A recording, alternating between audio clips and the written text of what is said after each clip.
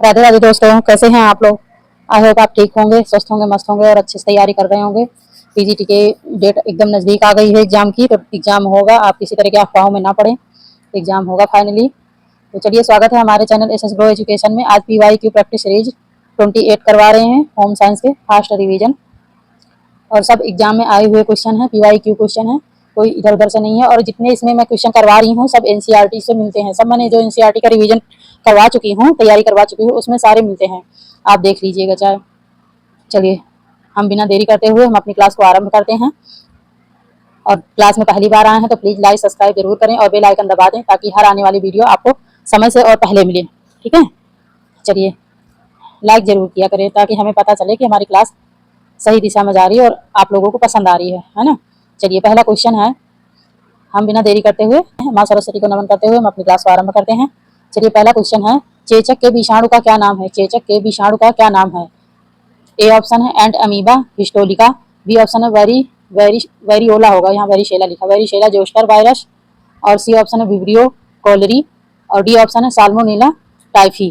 तो चेचक के विषाणु का क्या नाम है, वेरियोला जोस्टर, है ना, जिसको क्या कहते हैं, चिकन पॉक्स। चेचक को क्या कहते हैं, चिकन पॉक्स भी कहते हैं, आप लोग जानते होंगे, चिकन पॉक्स, है ना, चिकन पॉक्स भी बोलते हैं, चिकन पॉक्स। और एंटामीबा से क्या होता है, एंटामीबा जो पेचिस पेचिस होता है, एंटामीबा से पेचिस। ये सब ऐसे उसके जीवाणु के नाम है, जो ये सब जीवाणुओं के नाम है जिससे बीमारियां होती हैं। पेचिस होता है एंटामीबा से, वेरिशोला से आप जानी गए, चेचक होता है, चिकन पॉक्स। और विब्रियो क्लोरी से क्या होता है, विब्रियो क्लोरी हैजा होता है। विब्रियो क्लोरी जो हैजा होता है, हैजा के जीवाणु का नाम क्या है, विब्रियो क्लोरी, इसी के द्वारा हैजा होता है। हैजा को विसूचिका भी कहते हैं, विसूचिका। और हैजा में अच्छा क्या देना चाहिए, हैजा में देना चाहिए अमृत धारा। एनसीईआरटी में तो दिया है अमृत धारा, तो या प्याज या पुदीने का पानी देना चाहिए पेचिस में, अरे सॉरी हैजा में। ठीक है। और साल्मोनेला टाइफी क्या है, ये टाइफाइड बुखार है। साल्मोनेला टाइफी ये जीवाणु का नाम है, इसके द्वारा क्या होता है, टाइफाइड बुखार होता है। ठीक है, आई होप आपको समझ में आ गया होगा। चलिए, नेक्स्ट क्वेश्चन है, आईसीएमआर NIN 2020 RDA सारणी के अनुसार प्रति 2000 किलो कैलोरी पर फाइबर की प्रतिदिन कितनी मात्रा निश्चित की गई है। फाइबर की कितनी मात्रा निश्चित की गई है। इन सबके देखो, ICMR क्या है, ये भारतीय मानक है ना। ये निन आयुर्वेदिक अनुसंधान, RDA इंटरनेशनल स्तर पे है। तो सारे मिलके सबने जो सारणी बनाई थी उसमें 2000 किलो कैलोरी पर फाइबर की प्रतिदिन कितनी मात्रा लेनी चाहिए एक व्यक्ति को, तो कितनी लेनी चाहिए। ए ऑप्शन है 30 ग्राम, बी ऑप्शन है 25 ग्राम, सी ऑप्शन है 35 ग्राम, डी ऑप्शन है 40 ग्राम। तो कितनी लेनी चाहिए, 30 ग्राम। ठीक है, 30 ग्राम लेनी चाहिए। इन सबके अनुसार 30 ग्राम प्रतिदिन लेनी चाहिए एक व्यक्ति को फाइबर की मात्रा 2000 किलो कैलोरी में। ठीक है, चलिए, नेक्स्ट क्वेश्चन है, प्रसव में पहले नितंब आना। ये मैंने लगता है ये क्वेश्चन मैंने पहले करवा चुकी हूँ। चलिए, कोई बात नहीं। प्रसव में पहले नितंब आना, इसके बाद टांगे आना और बाहें आना, अंत में सिर आना। यहाँ पे सिर होगा, ठीक है, ये सिर है, अंत में सिर आना, यह स्थिति है। यह स्थिति क्या है, ए ऑप्शन है ब्रीज जन्म, बी ऑप्शन है उपकरण जन्म, सी ऑप्शन है प्राकृतिक जन्म, डी ऑप्शन है सहज जन्म। तो क्या होगा इसमें, ब्रीज जन्म होगा, ब्रीज जन्म होगा, है ना। क्योंकि देखो, पहले नितंब आ रहा है, उसके बाद टांगे बाहें, फिर अंत में सिर आ रहा है, सबसे लास्ट में सिर आ रहा है, तो इसको क्या कहेंगे, उल्टा ही कहेंगे ना। ब्रीज जन्म यानी उल्टा जन्म कहते हैं, उल्टा हुआ बचा बाद में सिर आया, तो ये उल्टा जन्म। प्राकृतिक जन्म जो नेचुरल बर्थ होता है उसे कहते हैं। उपकरण जन्म होता है जो सिजेरियन होता है, मतलब चिमटा वैसे द्वारा, जैसे सिर मुड़ गया हो गर्भ में बच्चे का, या बच्चा उल्टा हो गया हो तो उसे सीधा करते हैं। उपकरण द्वारा जो बच्चे को निकाला जाता है वो होता है उपकरण जन्म, या ऑपरेशन द्वारा, एक तरह से ऑपरेशन भी करते हैं, है ना, इसी के माध्यम से। चलिए, और सहज जन्म नहीं होता। चलिए, नेक्स्ट क्वेश्चन है, लंबे रेशे को कहा जाता है। लंबे रेशे को क्या कहा जाता है। ए ऑप्शन है स्टेपल, बी ऑप्शन है स्पर्नियाल, सी ऑप्शन है फिलामेंट और डी ऑप्शन इनमें से कोई नहीं। तो सबको पता है लंबे रेशे को क्या कहा जाता है, फिलामेंट। फिलामेंट जो रेशम होता है, इसमें फिलामेंट में कौन सा आता है, रेशम आता है। रेशम प्राकृतिक जगत का सबसे लंबा रेशम माना जाता है ना। स्टेपल, या स्टेपल तो सारे छोटे रेशे होते हैं जो स्टेपल होते हैं, स्पर्नियाल होते हैं ना। चलिए, नेक्स्ट क्वेश्चन है, पारिवारिक साधन के प्रकार हैं। पारिवारिक साधन के प्रकार हैं। ए ऑप्शन है मानवीय, अमानवीय, बी ऑप्शन है परंपरागत, गैर परंपरागत, सी ऑप्शन है लोचमय एवं आलोचमय, डी ऑप्शन है पूर्ण एवं अपूर्ण। तो पारिवारिक साधन के प्रकार कौन से हैं, दो हैं, मानवीय और अमानवीय। ये मैंने अच्छे से करवाया है। मानवीय में भी कौन कौन से आते हैं और अमानवीय में कौन कौन से आते हैं, एनसीईआरटी में सारे हैं। ये एनसीईआरटी अभी तो जितने चल रहे हैं सब एनसीईआरटी में हैं। चलिए, नेक्स्ट क्वेश्चन, आईजीटी वहीं से पूरा क्वेश्चन उठाया गया। देखिए, ये शुरू जो है ये वाला नहीं है, ये वाला आईसीएमआर है, आरडीए नहीं दिया हुआ है एनसीईआरटी में। इस बार के चेचक वाला बिल्कुल बिल्कुल एनसीईआरटी में ये सेम टू ऐसे ही क्वेश्चन और सारे ऑप्शन ये सारे, और ये पहले नहीं था माना, ये भी एनसीईआरटी में, लंबे रेशे कहा जाता है, ये भी एनसीईआरटी में है। पारिवारिक साधन के प्रकार, ये भी एनसीईआरटी में है। देखिए एनसीईआरटी से कितने मिल रहे हैं, जितने हमने करवाए हैं उनमें से सारे मिल रहे हैं। अनिवार्य बचत का उदाहरण है, अनिवार्य बचत का उदाहरण। अच्छा, इसमें ना क्वेश्चन भी नहीं चेंज किया गया, ऑप्शन भी नहीं चेंज किया गया, जैसे एनसीईआरटी में क्वेश्चन और ऑप्शन जो दिए गए हैं ना, सेम एज इट इज उठाया गया है। चलिए, अनिवार्य बचत का उदाहरण है, ए ऑप्शन है सामान्य भविष्य निधि, बी ऑप्शन है बैंक जमा, सी ऑप्शन है LIC जिसको बोलते हैं, डी ऑप्शन है जन भविष्य निधि। तो देखिए इसमें क्या है, बचत अनिवार्य अनिवार्य बचत का उदाहरण कौन सा है, सामान्य भविष्य निधि है। सामान्य भविष्य निधि, क्योंकि देखो जो थोड़ा थोड़ा जो बचत करके रखते हैं भविष्य में जो काम आता है, सामान्य भविष्य निधि है। बैंक जमा जो एक निश्चित अवधि में जमा की जाती है और निश्चित समय पे ही निकाली जा सकती है। LIC का भी यही है कि मतलब कि जैसे साल में एक बार जो भी एक निश्चित धनराशि होती है, जितने का आपने करवाया है, मतलब 10,000 का, 5,000 का, 3,000 का, जो भी आपने करवाया है, तो इस साल में एक बार जमा होगी और वो एक समय सीमा पूरा होने के बाद ही निकलती है, नहीं कि बीच में आप निकाल लो, कभी भी निकाल लो, ऐसा नहीं है। 3 साल, 5 साल, ऐसे कुछ इसका टाइम ड्यूरेशन होता है। ठीक है, चलिए नेक्स्ट क्वेश्चन है, भोजन पकाने भोजन पकाने की खदकना मतलब सिमरिंग विधि में तापमान होता है, सिमरिंग विधि में कितना तापमान होता है ये बताना है। ए ऑप्शन है 82 डिग्री से 99 डिग्री सेल्सियस, बी ऑप्शन है 72 डिग्री से 85 डिग्री सेल्सियस, और सी ऑप्शन है 65 से 75 डिग्री सेल्सियस, और डी ऑप्शन है 80 डिग्री से 85 डिग्री सेल्सियस। सिमरिंग में कितना होता है, सिमरिंग होता है 82 से 99 डिग्री सेल्सियस। ठीक है, 82 से 99 डिग्री सेल्सियस होता है। अच्छा, उबालने में 100 डिग्री सेल्सियस तक होता है। अगर प्रेशर कुकर में अगर कोई चीज उबलती है तो वो 120 डिग्री सेल्सियस से ज्यादा हो जाती है, और फॉरन हाइट में 150 डिग्री से ज्यादा हो जाती है। और जो ये 65 और ये 75 है ना, इसमें जो है चिकन वगैरह, जो चिकन होता है, चिकन वगैरह, इन सब इतने मतलब आंच पे पकाया जाता है, उबाला जाता है। ठीक है, धीरे धीरे। चलिए नेक्स्ट क्वेश्चन, सामुदायिक विकास कार्यक्रम की धुरी किसे कहा गया, सामुदायिक विकास कार्यक्रम की धुरी किसे कहा गया है। ए ऑप्शन है प्रचार प्रबंधक को, बी ऑप्शन है प्रसार कार्यकर्ता को, सी ऑप्शन ग्रामीण नेता को, डी ऑप्शन है प्रसार विशेषज्ञ को। तो किसको कहा गया है धुरी, सामुदायिक विकास कार्यक्रम की धुरी किसको कहा गया है, प्रसार कार्यकर्ता को, प्रसार कार्यकर्ता को। ठीक है, प्रसार कार्यकर्ता की महत्वपूर्ण भूमिका होती है इसमें। कल भी क्वेश्चन में जो आया था वो भी, उसमें भी पीवाई क्वेश्चन में प्रसार कार्यकर्ता को क्या बोला गया था, आधारभूत, मेन आधारभूत उसको बोला गया था। दर्शन मनोवृत्त दृष्टिकोण और व्यवहार में आधारभूत दर्शन माना गया प्रसार शिक्षा को। चलिए नेक्स्ट क्वेश्चन है, विश्व स्वास्थ्य संगठन कार्य करता है, विश्व स्वास्थ्य संगठन मतलब समझ रहे हैं WHO किसके लिए कार्य करता है। ए ऑप्शन है निरोग व्यक्तियों के लिए, ये बिल्कुल as it is question NCERT में है, यही ऑप्शन भी है, सेम उठा लिया गया वहीं से। देखिए विश्व स्वास्थ्य संगठन कार्य करता है निरोग व्यक्तियों के लिए, बी ऑप्शन है समुदाय के लिए, सी ऑप्शन माता और शिशुओं के लिए, डी ऑप्शन उपरोक्त सभी। जब एनसीईआरटी का हम करवा रहे थे तो मुझे बहुत इजी लग रहा था इसको तो सभी बता लेंगे, क्या ही इसको क्वेश्चन आंसर करवा, पर मैंने कहा नहीं, करवाना जरूरी है, अगर करवा रहे हैं तो सब उसमें सारे निचोड़ करवाना जरूरी है, छोड़ना नहीं है, भले ही आते हो तो क्या हुआ। लेकिन देखिए एज इट इज बिल्कुल क्वेश्चन उठा लिया गया, ऑप्शन भी सेम वही है, तो ऐसा नहीं, हल्के में नहीं लेना चाहिए एनसीईआरटी को। चलिए, विश्व स्वास्थ्य संगठन कार्य करता है किसके लिए, माताओं और शिशुओं के लिए। सारे मैंने पहले ही कहा था कि क्वेश्चन कहीं से आयोग नहीं बनाता तो एनसीईआरटी ही बुक से है, बस हमारे समझने का फेर होता है, हम बुको गाइडों में ढूंढते रहते हैं।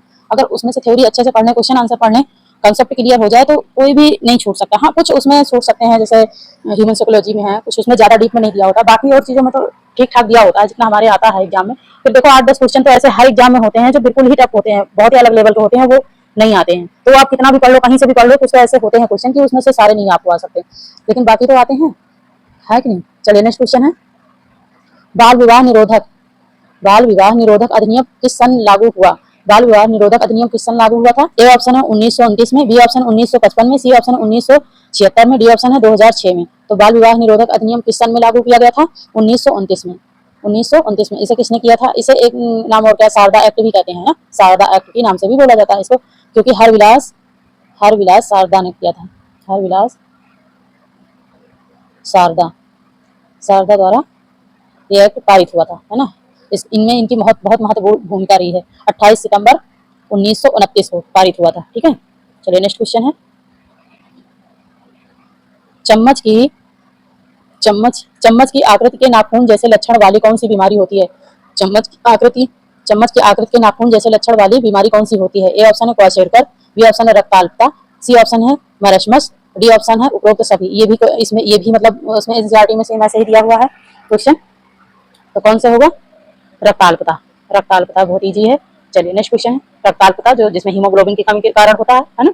चलिए नेक्स्ट क्वेश्चन है, प्रसार शिक्षण एक विधि है, प्रसार शिक्षण डैश एक विधि है, कैसी विधि है प्रसार शिक्षण।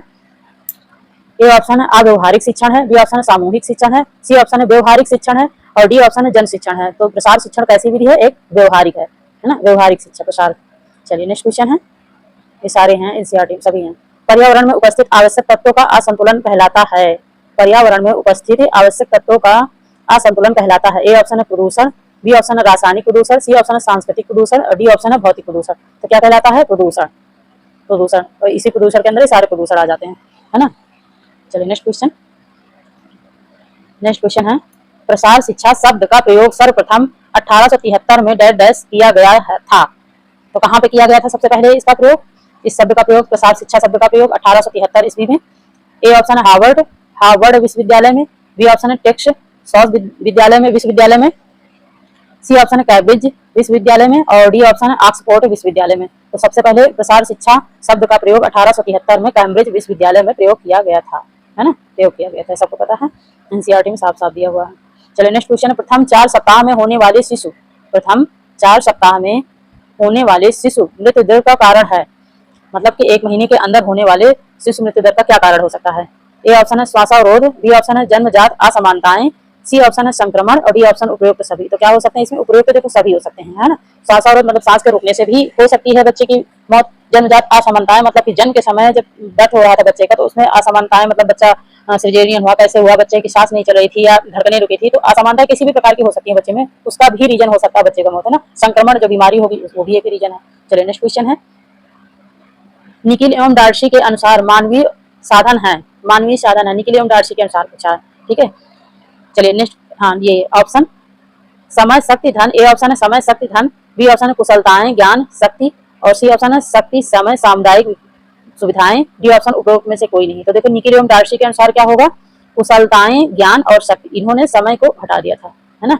तो जबकि समय भी आता है मानवीय साधन में, समय भी आता है, शक्ति भी आता है, सिर्फ इसमें क्या है? धन नहीं आता है, ये जो धन है ये नहीं आता है मानवीय साधन में। नहीं, समय शक्ति कुशलताएं ज्ञान ये सभी मानवीय साधन में ही आते हैं, लेकिन निकिल एवं डार्सी के अनुसार कुशलताएं ज्ञान और शक्ति है, ठीक है, समय को उन्होंने हटा दिया है।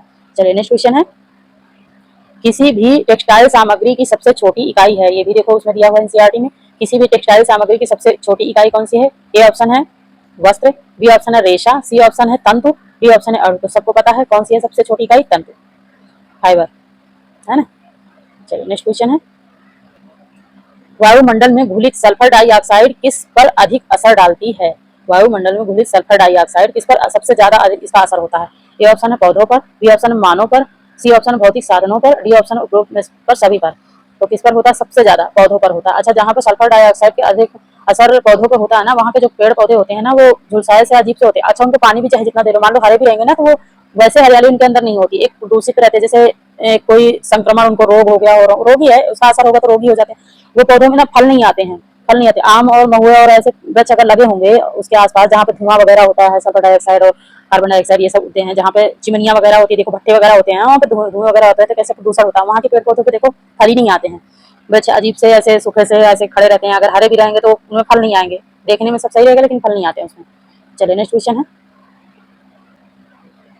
नेक्स्ट क्वेश्चन है, जब फ्लोट वार्प यान से बनता है तो क्या कहलाता है? जब फ्लोट वार्प यान से बनता है तो क्या कहलाता है? ए ऑप्शन है साटिन बुनाई, बी ऑप्शन है साटिन बुनाई, सी ऑप्शन है रिब बुनाई और डी ऑप्शन है ए और बी दोनों। तो क्या होगा इसमें?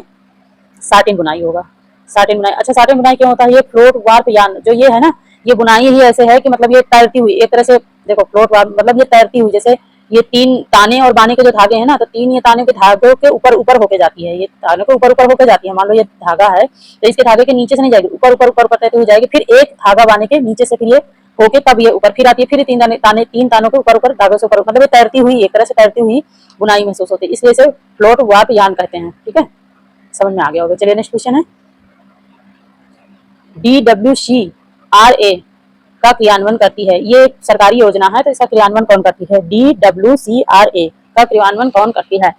मतलब इसमें ये बताना है कि केंद्र सरकार करती है या राज्य सरकार करती है या जिला परिषद करती है या इनमें से कोई नहीं, तो कौन करता है ये बताना है, ठीक है। चलिए, ए ऑप्शन है केंद्र सरकार, बी ऑप्शन है राज्य सरकार, सी ऑप्शन है जिला परिषद, डी ऑप्शन बोथ में से कोई नहीं। तो कौन करता है? राज्य सरकार करती है, ठीक है, राज्य सरकार करती है।